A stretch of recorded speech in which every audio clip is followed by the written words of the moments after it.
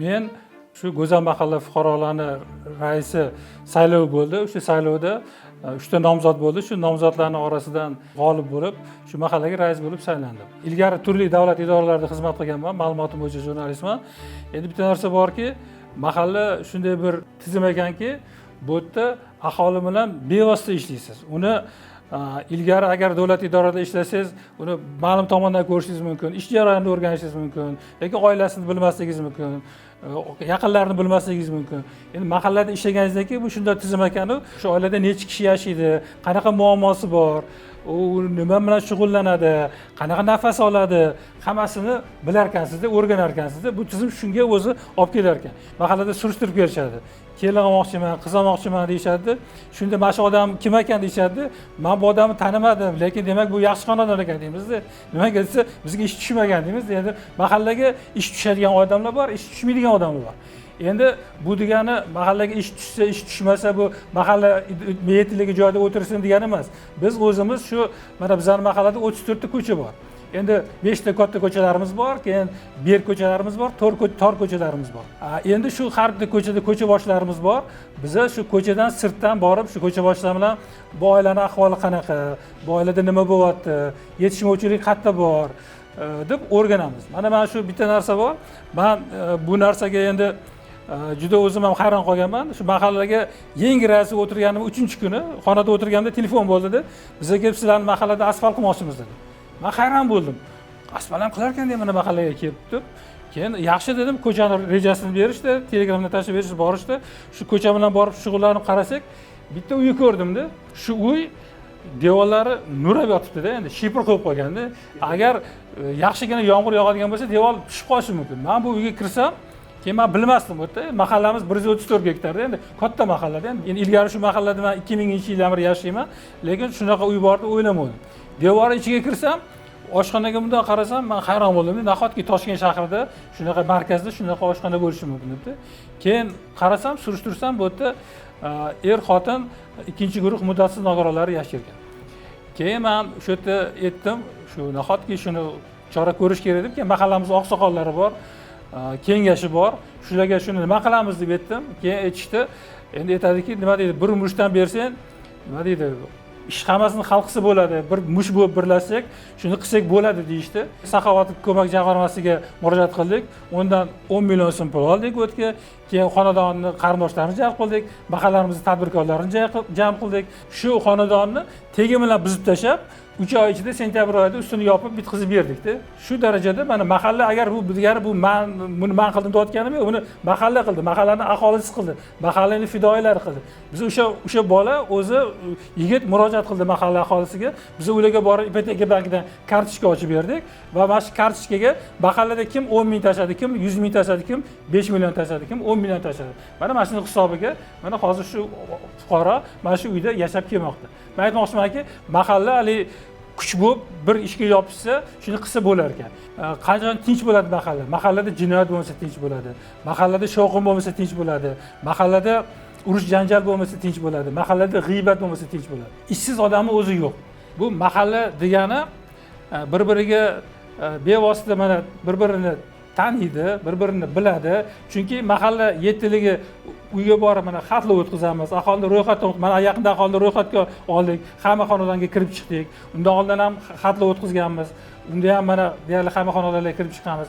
Endi buni yana bitta boshqa tomoni, masalan bizning mahallada o'zi mahalla Telegram kanali bor. Butun mahalla aholi mahallada nima bo'layotganligini bilib turadi. O'sha Telegram kanalimizga mana Adliya vazirligi, uyushmamiz rahbariyati va boshqa turli xizmatlar ulangan va ular bevosita bu yerda o'zlarining axborotlarini berib borishadi.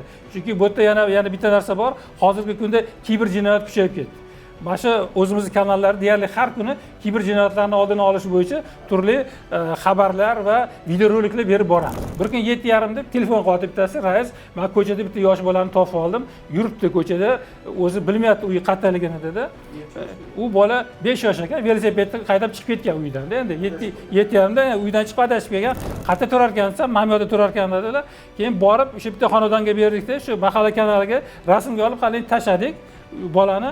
uni buni bilguncha menga bitta odam telefon qildi, rais kayfiyati yo'q, men hozir ichki ishlar idoralariga ham murojaat qildim, boshqa qildim, nevaram yo'qolib qoldi, shuni olishga yordam beraman deb aytdim. Shu nevarangiz mavda ko'k velosipedi yo'qmi desam, ha ko'k velosipedda ko'chaga chiqib ketadilar. Men aytdim, shu bolangiz mana hozir dedim, soatga 2-tor ko'chasi 7-xonada turibdilar. Shu yerda shunga qarab turishibdi dedim. Bu uyda turadigan inson o'sha bolaga choy boy berib, menga videoga olib tashlab, mana bola yaxshi turibdi deb menga xabarlarni berdilar. Keyin shu xabarni ularga berdim. Va ular ko'rsatsa, ha men nevaram dedilar. Otasi telefon qildi. Qat shu go'zal ko'cha 7-uyda edi. O'sha yerda Shodiyevlar xonadonida edi. O'sha yerda borib bolalarni olib ketdilar. Mana sizga hamkorlikning natijasida. Men boshida aytdim, bizning hududimiz 134 gektar deb. Bizning Otamozor tomonimiz bor. O'ta xilvatroq joylar.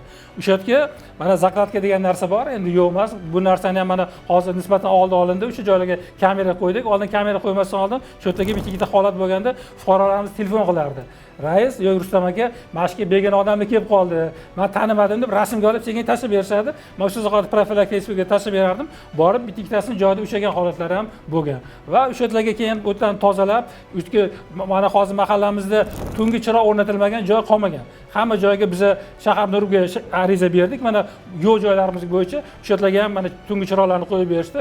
Hozir yoriq fuqarolar tomonidan o'sha yerlarga kameralar qo'yildi va hozir mana oxirgi menga 3 oy, 4 oy, ya'ni shu yarim yildan ko'p birov menga zakladka qilyapti, begona odam keldi, deyarli qo'ng'iroq qilinmaydi.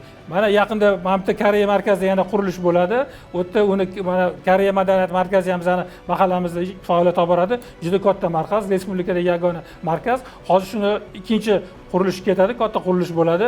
O'sha yerga ham qorovul, quruvchi bo'lsa, menga ish kuchi topib bering deb shuni rahbari murojaat qildilar.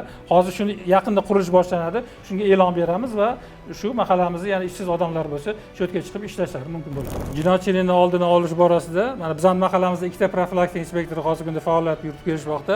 Ular bilan doimiy hamkorlikda ish olib boramiz. O'zimiz hududlarni chiqib aylanamiz, ko'ramiz. Keyin mana bu yerda bitta narsa borki, fuqarolarni qonuniy manfaatlarini himoya qilamiz. Chunki endi mana kechqurun 11 dan keyin shovqin bo'lmasligini oldini olamiz. Bolalar belgilanmagan joyda futbol o'ynashi mumkin. Bu yerda o'ynamanglar, to'g'ri joyda o'ynanglar deymiz. Shu profilaktika inspektori bilan harakatlanib yurganingizda ko'chaga kimdir kerak emas narsani chiqarib qo'ygan bo'lishi mumkin. Boshqa shunga aytamiz, shuni olingmi? Mahallani bo'lmaydi bu narsa. Ichkariga olib kirib qo'ying, ertaga tozalatib qo'ying deymiz. Tozalatib qo'yishadi. Shu mahallani kamchiligi bo'lsa, shularni bartaraf etishga harakat qilamiz. Endi asosiy maqsad shu profilaktika inspektori bilan hamkorlikda yurganda shu jinoyatchilikni oldini olish, sodir etilishi mumkin bo'lgan jinoyatlarni oldini olish, shu aholini nima deydi, turli balo qazolarni kelishidan ogohlantirish, ayniqsa kiber xavfsizlik borasida ko'p tushuntirish ishlarini olib boramiz. Firibgarlik jinoyatlarini qurboniga aylanib qolmasliklarini iltimos qilamiz, so'raymiz. Chunki bekorga birov hech narsa bermaydi-da. Asosiy e'tiborni hozir qaratamiz shu turli havolalar bilan ishlashayotganda telefonda uni bosmaslik, begona telefonni olmaslik, shu narsaga e'tibor qaratishlariga ma'lumotlar beramiz. Mahalla bu katta bir oila, katta bir jamoa. Bu mahalla qancha ahil, qancha inoq, bir-birini qo'llab-quvvatlasa, mahalla shuncha katta yutuqlarga erishadi. Mana mahallamizning nomi Go'zal mahalla. Biz shuni aholisining turmush tarzi ham hamma tomondan shu go'zal, chiroyli, nafis, hamma havas qiladigan darajada bo'lishini xohlaymiz va shunga harakat qilamiz.